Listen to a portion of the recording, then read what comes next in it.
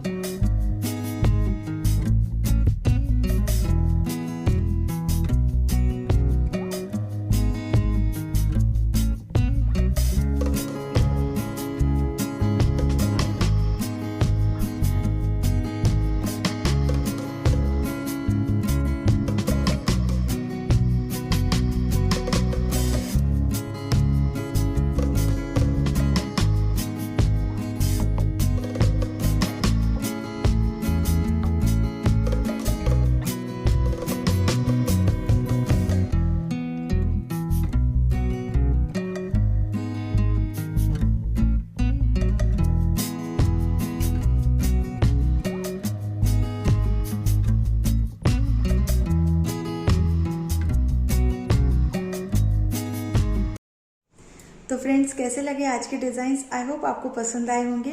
अगर आप इसी तरह की और वीडियो देखना चाहते हैं तो मुझे कमेंट सेक्शन में ज़रूर लिख के बताएं। और अगर आज की वीडियो आपको अच्छी लगे तो इसे लाइक ज़रूर कर दीजिएगा, अपने फ्रेंड के साथ भी ज़रूर शेयर कीजिए और चैनल को सब्सक्राइब करना मत भूलिए। हम फिर मिलेंगे अपनी अगली क्रिएशंस में। वीडियो देखने के लिए बहुत बहुत शुक्रिया।